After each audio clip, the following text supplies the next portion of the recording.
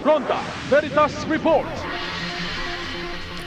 Samantala, DOST Pag-asa pinaigting ang ugnayan sa mga mamamahayag sa pamamagitan ng isang weather forecasting seminar. Si Nolan Ariola para sa buong balita.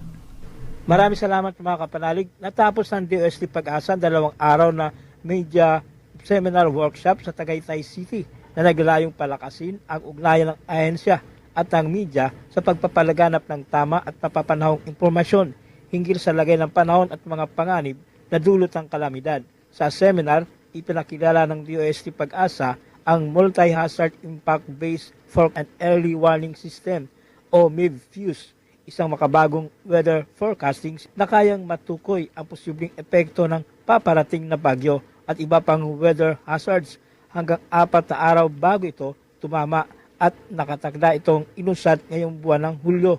Ibinahagi rin ng mga eksperto ng ahensya kung paano magagamit ng mga local government units at iba pang kinaukulang ahensya ang sabing sistema upang makapaganda at makapagpatupad ng mga hakbang bago man dumating ang kalamidad. Binigyan din ng DOST Pag-asa na mahalagang katuwang ang media sa paghatid ng tumpak, mabilis at kapaki-pakinabang na impormasyon sa publiko lalo na sa panahon ng mga sakuna. Kabilang sa mga dumalo sa seminar ang Radyo Veritas at mga kinatawan ng Integrated State Media kabilang ang Radyo Pilipinas, IBC-PTV, Philippine News Agency at Philippine Information Agency.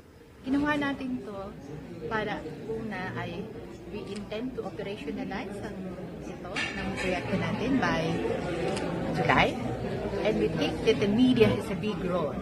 Malaking tulong tong naging seminar ng Pag-asa kasi nabigyan ng emphasis yung mga dapat na iparating sa ating mga kababayan. Like, hindi lang kung ano yung weather system na nakaka-apekto, kundi kung ano ba yung magiging epekto nito at ganoon din kung ano yung aksyon. Yan ang damdamin anawim ni na Amor at Telma. Mga kapanalig, ang simbang katolika ay lagi ang nagpapaalala na laging paghandaan ang anumang kalamidad na darating saan man. Para sa Veritas 846, ang radyo ng simbahan, ako ang inyong kapanalig, Nolan Ariola, sumainyo ang katotohanan.